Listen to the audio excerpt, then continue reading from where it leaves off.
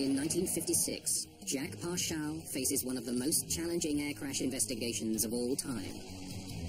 When you talk about an accident in the Grand Canyon, you're talking about both hostile, inaccessible, remote, and dangerous. Odd enough to melt aluminum. This was the age in which accident investigation began to grow up. Now, let's see what we got in DC-7. The world expects answers from Parshall. Right there. The consequences for getting it wrong in any respect could have tremendous negative ramifications for this fledgling industry. Parshall makes a frightening discovery about commercial aviation. It isn't safe. It's not a matter of the system being broken. Guys, we don't have a system.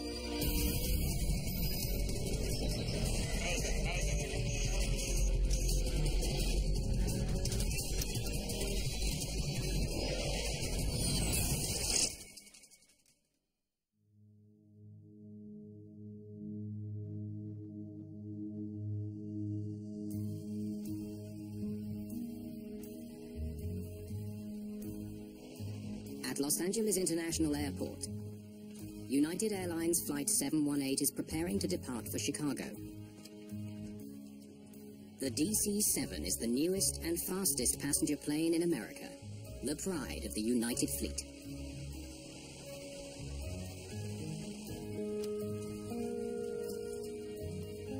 I'm sorry, sir, there's no smoking until after takeoff. In 1956, airline travel is something few people have had a chance to experience. There are only 117 commercial aircraft in the entire state of California. The girls were off, bound for New York. They were walking on air even before they got on board. Flying had a panache about it. Now, part of this was because it cost a lot, and there was a level of exclusivity about it, but there was also a level of civility about it. Expertly prepared and tastefully served. It was a special deal. A DC-7 can carry almost 100 passengers non-stop from coast to coast. It was no longer a situation where people said, well, you're going to go fly commercially? You're putting your life on the line. It was getting to be reliable. It was getting to be, if not ubiquitous, then fairly common. Chicago for dinner, gentlemen. Dinner can't come soon enough for me.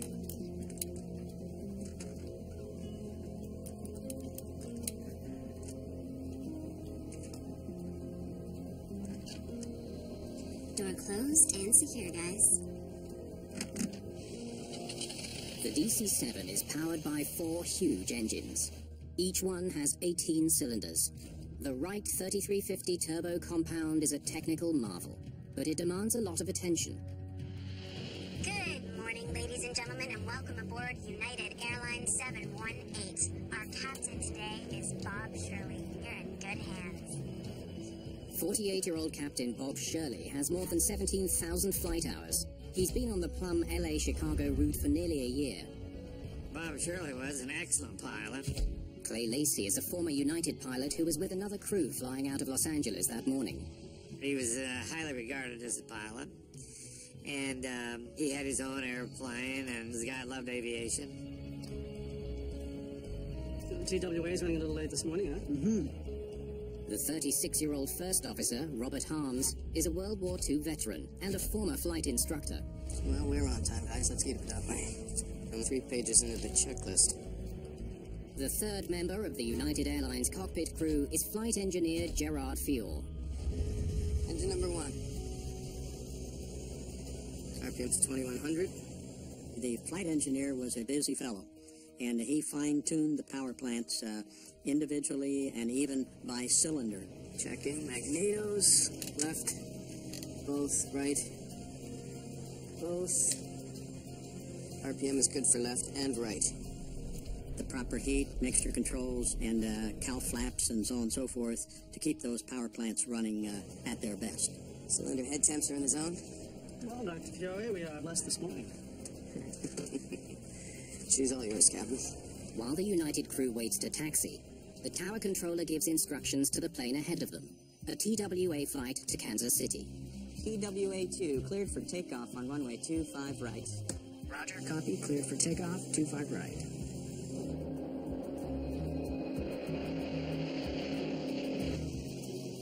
United Flight 718, taxi to position and hold. You are next on runway 25 left. United 718, copy taxi and hold. Runway 25 left. The United flight is right on time this morning. Keeping to schedule is important in the small but growing air travel business, where many flights carry at least some first-time passengers. As they kept adding flights, passengers kept coming. It was almost an if you schedule it, they will come situation. United Flight 718 cleared for takeoff. Takeoff clearance obtained. Takeoff thrust. 80 knots. Check. 120 knots. V1. Rotate. At 9:04 in the morning, Flight 718 lifts off from Los Angeles. The trip to Chicago should take about 6 hours. Captain Shirley must follow an assigned corridor through the airspace around Los Angeles. After that, he's free to fly wherever he wants, as long as he reports passing a series of waypoints along the route to Chicago. If you had to divert, it was no real big deal. We did not have the sophistication of the radar equipment we have today. Back in the 50s, there was a big sky out there, and that was kind of the way everybody thought of it. There weren't that many airplanes up there. Can I offer you something to drink, ma'am? Engines sound good, Mr. Fiore. How are the temps? Hey, old steady skipper. Still running a little rich. We were very interested in those days in pleasing the passengers. Well, time for some introductions. Knock yourself out. Good morning, folks. Captain Bob Shirley here. It is a beautiful, bright day. We're almost at our cruising altitude of 21,000 feet, which is almost exactly 4 miles. If only 10% of people had flown, we were certainly trying to get more people to fly, so try to make it a fun, interesting experience. 54 minutes into the flight, the DC-7 reaches its second waypoint. United 718, we're at Needles. 958, 21,000 feet. Clear skies, course direct to Durango. Estimate crossing the Painted Desert Line at 10:31. 10:31. The crew will next check in when they cross a point on the map known as the Painted Desert Line. I'll try to get you some spectacular views in the next half hour, so stay glued to those windows. We're just crossing into Arizona. On the right, you can see Lake Havasu. Where we are, it's about 10 below zero, so don't go rolling down those windows now. Cruising at 21,000 feet, the crew spots thunderclouds ahead and adjusts their course. Back in those days, if we'd see a thunderstorm ahead or a line of thunderstorm, we'd turn and try and go between to the south. And without radar, we didn't tell anybody. We'd just steer around. Folks, we've got a little weather, so it could get a bit bumpy, nothing to worry about. Just keep your eyes peeled and you'll get a spectacular view no matter where you're sitting. How are we doing on your side, Bob? Thunderhead 5 miles south. We're clear of it.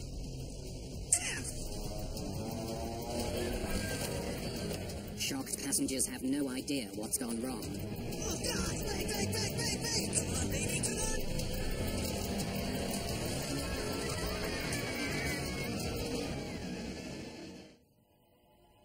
United Dispatch to United 718. Do you copy? Flight 718 is overdue to check in. Calls from dispatch go unanswered. United Dispatch to United 718. Do you copy?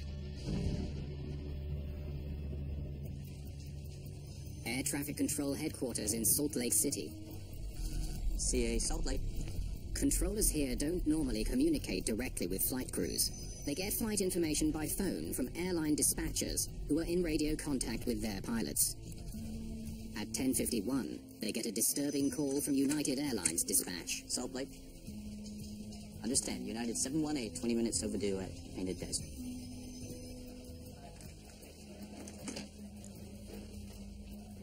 Moments later, another dispatcher calls. More disturbing news. Salt Lake, TWA. I'm getting no response from Flight 2. Understand, TWA, Flight 2, 20 minutes overdue at Painted Desert. We have had no contact here. Controllers now know that 2 planes flying from LA have not reported crossing a scheduled waypoint. the Painted Desert Line. United Flight 718 and TWA Flight 2 to Kansas City were both expected to reach that waypoint at 10:31.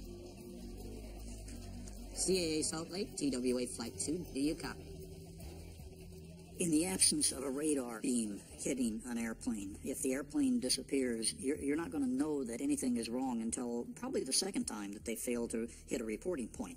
They're supposed to get on the radio and report their position. TWA2, CAA Salt Lake, do you copy? TWA Flight 2 is carrying 70 people. There are another 58 aboard the United flight.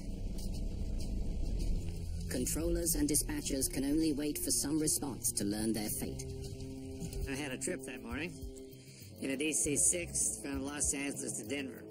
We got over Bryce Canyon about the same time that Air Inc. was calling United 718. CAA Salt Lake, do you copy? Maybe twice a minute. They were trying to get a hold of him. And I remember Slim, who was Bob Shirley's boss, he says, that Bob isn't listening to the radio, you know. More than an hour has passed since the planes were last due to check in. Controllers send out a bulletin asking local authorities to keep an eye out for the two missing planes. In Painted Desert, that's where you expected to hear from at least one of those two airplanes. When neither of them were heard from, that's the time that the hair is going to begin to stand up on the back of the heads of the controllers. Two commercial airliners are still missing somewhere over the Arizona desert. Finding an aircraft in those days, before we had various locator beacons, before we had the radar systems that we have today, indeed was looking for a needle in a haystack. The next morning, news comes from authorities in Arizona confirming everyone's worst fears. They found him? The remains of two different planes have been spotted in Arizona's Grand Canyon. There was a gentleman named Palin Hudgens, who was an air tour pilot, who had heard that there were missing airplanes, and he was flying along looking at anything he could see down there, and he sees some smoke coming up from Char Butte. The twisted wreckage of United 718 lies on a rocky ledge, 210 meters up the sheer canyon wall. The air tour pilot spots the second crash site, on the floor of the canyon about 2 kilometers away. He banks it around, comes in for a closer look, and there is the most distinctive structure in commercial aviation at the time. The tail of a constellation with the 3 prongs. There's just no mistaking that. We had one aircraft up on a bluff. We had pieces down in crevasses, engines and parts lying in various places. The immediate priority is to get rescuers into one of the least accessible places in North America. When you talk about an accident in the Grand Canyon, you're talking about both hostile, inaccessible, remote, and dangerous. Richard Rodriguez is a former investigator with the Civil Aeronautics Board. You're 1,000 feet above riverbed, for instance, depending upon where you are. So it's a very dangerous place to work. When rescuers finally reach the crash area, they first find the scattered remains of TWA Flight 2. Reaching the wreckage of the other plane will be even more difficult. These are mountaineers from Denver's Rocky Mountain Rescue Club. Near the rim of the Grand Canyon Gorge, they collect their gear. These mountaineers will attempt to scale the steep walls from the floor of the canyon in order to reach an abutment on which rests the shattered wreckage of the United Airlines DC-7. It's not long before rescuers come to a grim conclusion. Everyone aboard both planes is dead. It is now up to investigators from the Civil Aeronautics Board to piece together what happened. The Grand Canyon is a graveyard for 128 passengers and crew of 2 airliners which crashed on peaks little more than a mile apart. The impact reduced the wreckage to carbonized smears of paint and metal. None survived.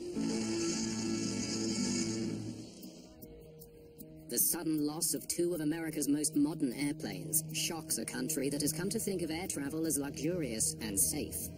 We were not familiar as a people with having massive tragedies like this and a huge body count, especially in this fledgling thing called commercial aviation. We were used to an airplane crashing every now and then. It was a fairly common occurrence, but not 2 very safe airliners. Air accident investigators are shuttled to the crash site by helicopter. The investigator, of course, is driven by a desire to know what caused the accident for the simple reason that we want to prevent it from ever happening again. The team's lead investigator is well suited for the job. Jack Parshall is an aviation legend, not only an experienced pilot, but a crash survivor himself. This was one of the pioneers. This is a guy who's flown airmail. He's done it all over the years, and he's also had 4 crashes of his own. You would want somebody exactly like this on the job of trying to piece together the dynamics of a crash as well as piece together the metal. All right. Let's figure out what's what. Start mapping this out.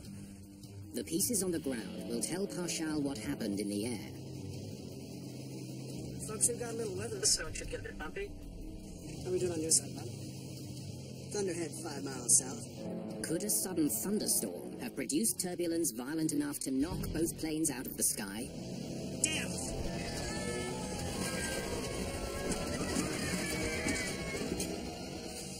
Jack Parshall doesn't have any of the advanced technology or the considerable body of knowledge that modern-day investigators have come to rely on. It was night and day between the tools that the National Transportation Safety Board has now and what they had then. It literally was a different world. They had very little. Broken fragments of the plane and his own expertise are all he has to solve this mystery. Who was left in the cockpit? There were no black boxes like there are today. It really was a by-the-seat-of-your-pants situation, and in fact, this was the age in which accident investigation began to grow up. Odd enough to know aluminum. At the TWA crash site, Parshall finds evidence of an intense post-crash fire, but that doesn't tell him what brought the plane down. Where's a Connie's tail from here? Okay, let's take a look. Investigators locate the constellation's distinctive triple tail, about 500 meters from the rest of the plane. Well. The distance tells Parshall that the tail came off the plane before it hit the ground. If he can figure out why the tail came off in mid-air, he'll be one step closer to finding the cause of the crash. Check this out. The wreckage of TWA Flight 2 shows clear evidence of a catastrophic impact. The plane's skin has been shredded. Parshall also finds small streaks of blue paint. I'm gonna need this brought up to the hangar. On the canyon floor 700 meters from the constellation lies a piece of the other plane. The DC-7's wingtip is streaked with red paint and is nowhere near the rest of the plane. It also came off in mid-air. It was a smoking gun. When you find red on an airplane that has no red, that pretty well proves the point that something happened up there that was not part of that airplane as it took off from Los Angeles. This was one of the things that cinched the deal. The evidence points to an incredibly rare, almost unheard of event. They definitely swapped some paint up there. It wasn't severe weather that brought down 2 planes from 2 of America's largest airlines. Damn! What's he doing now? It was a mid-air collision. For a DC-7 crew to look up and see a white constellation right in their face, first of all, there's going to be a nanosecond or two of absolute, complete disbelief. Oh, God! Bang! Come on, baby, come on! Muscle memory kicks in for any experienced pilot, and that's when the yoke gets grabbed and thrown in whatever direction, raising the wing, trying to get out of the way. But the dynamics at that point in time are too late.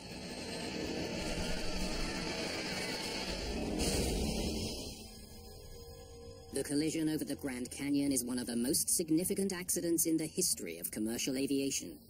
It was an earth-shaking event that took place there that day. What Jack Parshall uncovers through his investigation could affect commercial aviation across the country. Already certain there's been a mid-air collision, he now needs to figure out exactly how the 2 planes collided and why. Can we get that piece over there, please?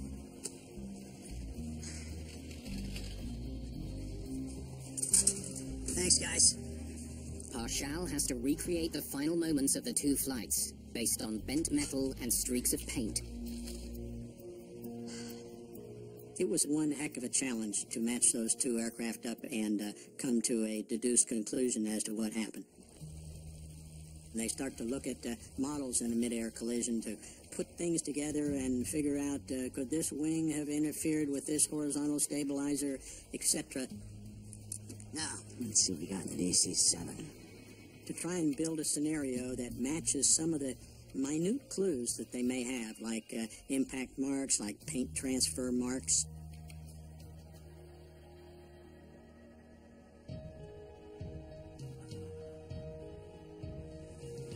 Take a picture, please.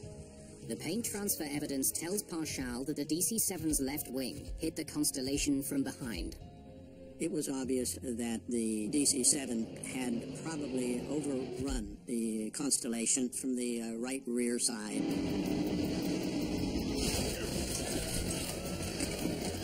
Had come apart, literally, knocked the tail off. The constellation plummets towards the Grand Canyon more than 17,000 feet below.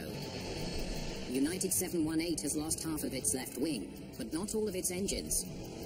What's the damage? Number one engine is out. Airspeed 260. On the out. 8,000 now. Anyone that survives a mid-air collision is luck.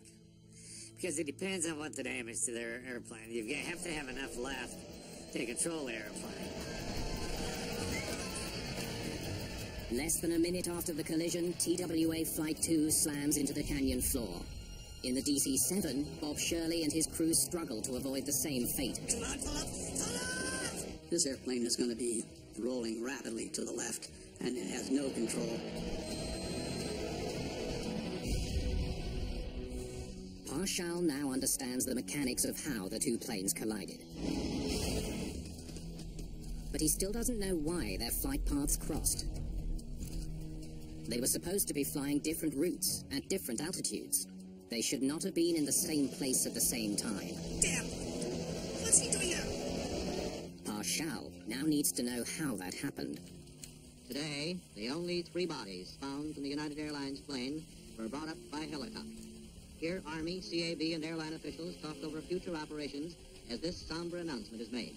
That next Monday, a single reverent burial service in three faiths is planned at Flagstaff, Arizona, for the unidentified victims of the two planes. This crash in the Grand Canyon startled everybody and galvanized the country.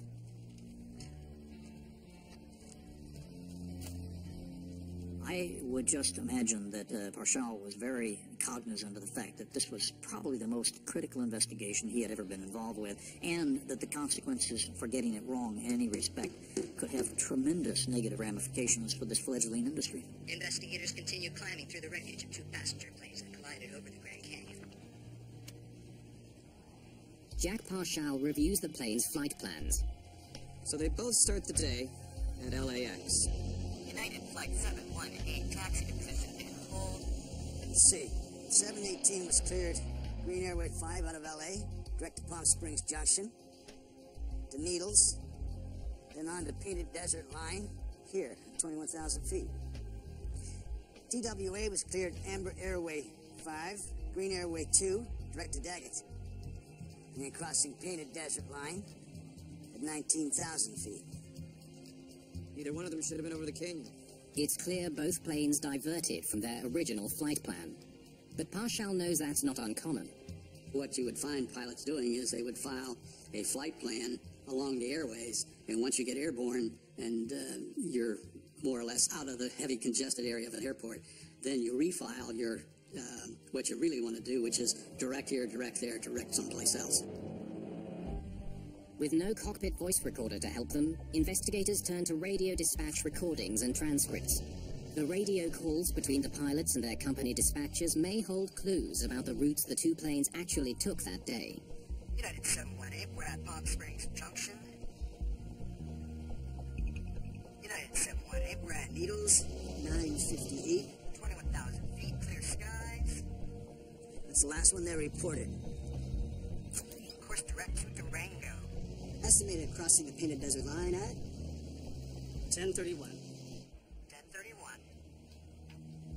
They had 33 minutes to get there, so how come they never made it? To answer that question, Parshall needs to learn more about the movements of the other plane, now lying at the bottom of the Grand Canyon. Let's see what TWA did. TWA-2, cleared for takeoff on runway 25 right. Roger, copy. Cleared for takeoff, 25 right. TWA Flight 2 took off 3 minutes ahead of the United flight in a different direction. It was to fly northeast, towards its first checkpoint, Daggett. TWA-2 en route Kansas City, passing Daggett at 19,000. Roger, TWA-2, 19,000 at Daggett. The TWA pilot was Jack Gandy. With 15,000 hours as captain, he was nearly as experienced as United's Bob Shirley. Gandy knew these skies well. He'd flown this route nearly 200 times. Good morning, TWA dispatch, TWA-2. We've got a little bit of weather here we want to get on top of. Be a good man and ask Salt Lake to clear us to 21,000. Roger, TWA-2, requesting clearance at 21,000 feet. So, TWA asked for 21,000. So Salt Lake clears them? No. Request denied due to conflicting traffic. Advisory, TWA-2, unable to approve 21,000 due to traffic. That's a no-go on 21,000. United 718 is there. Captain Gandy wants to avoid the clouds in his path, and in 1956 he has another way to accomplish that. Let's just get on top of this stuff. He uses visual flight rules, or VFR. Roger that. Advise Salt Lake I'm going to VFR and 1,000 on top. Salt Lake, TWA-2 requesting 1,000 on top. Maintain at least 1,000 on top. Advise TWA-2 his traffic is United 718, direct Durango. The TWA crew was cleared to fly 1,000 feet above the clouds, but warned to look out for United 718. Well, they used to have a procedure to operate 1,000 feet on top. It meant you stayed 1,000 feet away from clouds, but you stayed in the clear, and you were supposed to be VFR, looking around for traffic.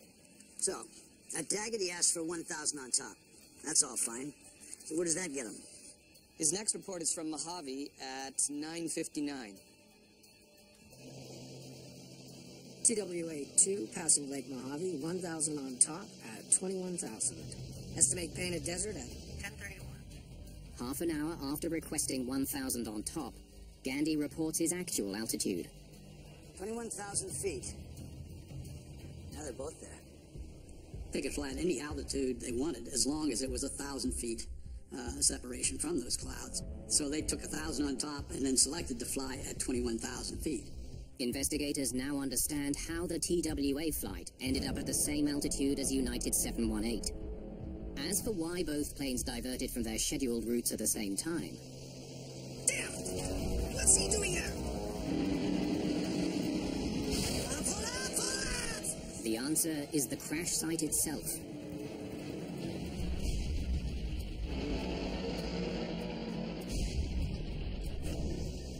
An awe-inspiring natural wonder. Let's give him a look, shall we? Hi, Captain. It was common of making a few turns over the Grand Canyon to show people the Grand Canyon. I mean, that happened every flight because the Grand Canyon is such a spectacular sight. Wonderful sights to see way down below. The Grand Canyon, for instance, one of the 7 wonders of the world. Sightseeing in terms of what you could show to the passengers was something that really lit up the senior flight crew. I can actually show you something that nobody else can show you. I can dazzle you with things that you, as an ordinary human being who doesn't fly, would never see. Just keep your eyes peeled and you'll get a spectacular view no matter where you're sitting. How are we doing on your side, Bob? Thunderhead about 5 miles south. We're clear of it. Okie dokie. We've got some room. You were free to, if you wanted, deviate a little bit for sightseeing. That you could. It wasn't dangerous. Nothing dangerous about it. Damn! But on June the 30th, 1956, it proves fatal. God! Jack Parshall needs to find out how such a common practice killed 128 people. From the very beginning of aviation, we had the concept of see and avoid or see and be seen. The responsibility for separation of aircraft was still the pilot's responsibility. Parshall knows that United hit TWA on the right side coming from behind. One of the pilots failed to see and avoid. Parshall needs to figure out which one. What's he doing there? The answer will lead to sweeping changes in the rules governing commercial aviation. All right, let's see what Captain Shirley can see out there. Using a scale model of the DC-7 cockpit and airspeed estimates for both planes, Parshall tries to calculate the distance at which the United pilots could have first spotted the constellation. What were the views of the flight crew members from each one of the aircraft? Could they have seen each other? Did they try and avoid each other? So if they ended up like this, let's go back a couple of minutes. Those are the kinds of things that that investigator in charge, I'm sure, was asking himself and getting his team together to try and deduce from the evidence. I need you over there. Investigators begin to suspect that there may be serious problems with the whole idea of see and avoid. Hey, keep going.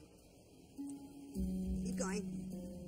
Let me tell you one of the dirty little truths of commercial aviation from the 50s all the way to now. We have been under see and avoid, but you can't see in most cases, even to avoid. And that's because the windows are very small. All right, keep going. A little bit further. Keep going. Stop. Come back half a step. Right there. That's where Shirley would have first seen the Connie. Since the DC-7 was behind the constellation, it was Captain Shirley's responsibility to avoid it. God! Big, big, big! Come on, baby, come on! Parshall wants to find out if he had enough time to do that. There are basic rules, and those basic rules are to, indeed, if you see an impending situation, the overtaking aircraft will give way to the aircraft in front. The 6 pilots in both planes were preoccupied with the demanding job of flying their aircraft. You had a piston plane, you had the throttles, you had the propeller, RPM, the adjust your RPM. It didn't sound good, Mr. Fury. How are the temps? Yeah, hold steady, Skipper. Slow it down a little, Rich. There's really a lot more to do.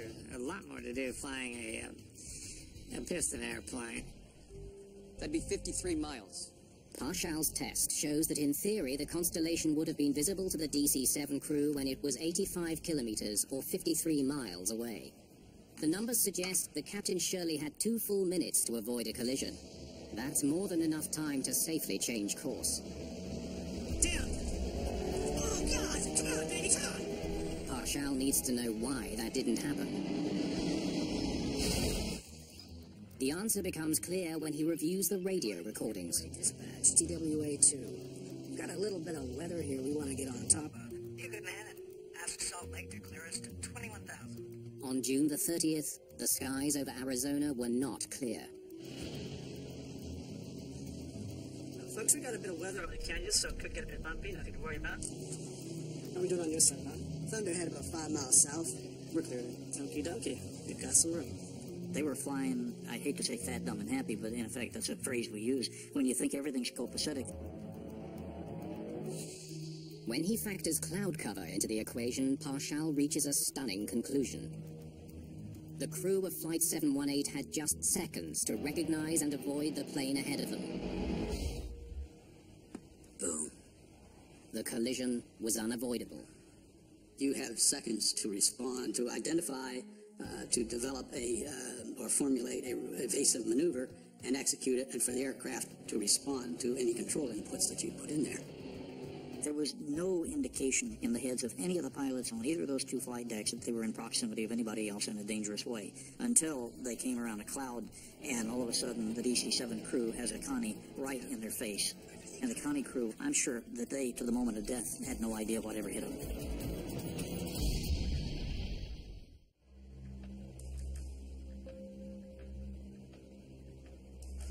When Jack Parshall sits down to report his findings, he faces intense pressure.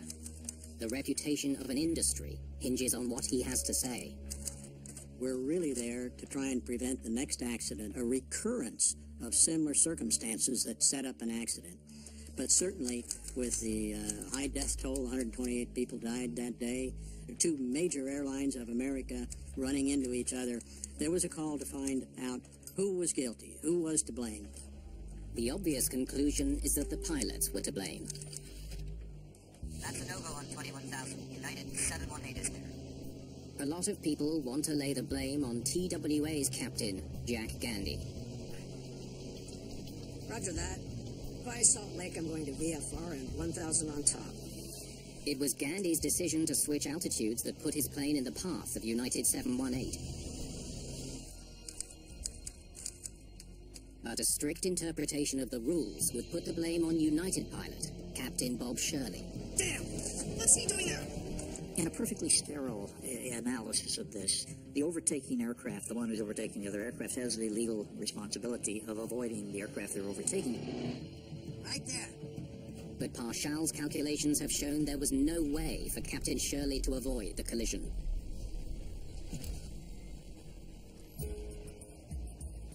I think it's not only fair to say that these two crews were following the rules and doing everything the way that they understood it should be done. 21,000 feet. Now they're both there. But that this was the way society in aviation viewed the proper way to do it at the time.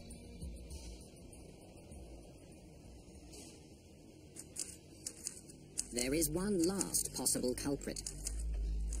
The air traffic controller who told TWA about the United flight, but didn't advise the DC-7 crew about the Constellation. Maintain at least 1,000 on top. Advise TWA2 his traffic is United 718. There was an attempt to throw blame in all directions. Very human, very understandable. By the same token, when it came to blame put on the air traffic controllers, it was very misplaced. With no radar coverage, air traffic controllers could not visually track flights. It was impossible for them to advise every company dispatcher on the precise location of every plane in the sky. I think if we try and pin the issue down to who was to blame, we're probably looking at this accident in an inappropriate way. It has become clear to Parshall that no one person is to blame for the mid-air collision. Those two aircraft were put in the proximity of each other by the rules and the regulations. The real cause of the crash is something much bigger, something that goes to the very heart of aviation in America. Jack Parshall concludes that blame for the Grand Canyon disaster lies not with the pilots, not with the controllers, but with a completely inadequate air traffic control system. The subtext in that report had to be very delicately placed in front of the Congress and the American public, but the subtext is very clear, and that is, it's not a matter of the system being broken. Guys, we don't have a system. This is a great non-system of air traffic control, and until we get a handle on that, we are not going to be able to rise to the level of assurance of separation in any degree that the public is obviously expecting. The Grand Canyon crash and Jack Parshall's report provoked dramatic changes in American aviation. As a result of the event in the Grand Canyon, something new was born. There was a new awareness to the public's right, desire, and interest in air travel. And that was fostered by lots of very innovative designs in traffic collision avoidance systems that are present in today's environment. The main outcome of the Grand Canyon collision is that the United States now has a nationwide radar system. Controllers can now track the movements of planes in even the most remote parts of the country. The only way you're going to assure that this will never happen again is if you've got somebody positively controlling whoever's up there to where they cannot get too close to each other. They can't change altitudes at the right time. You can't mix the traffic. And that meant radar coverage across the entirety of the country. Despite all the advances, air traffic controllers still face challenges. More planes in the sky, flying faster and higher than ever before.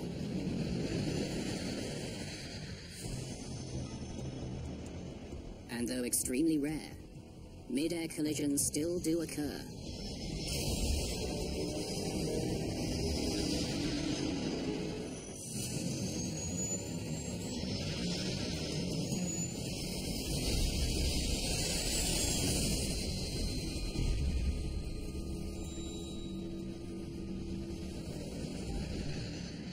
In response, aviation officials are developing a system that could transform air traffic control in America.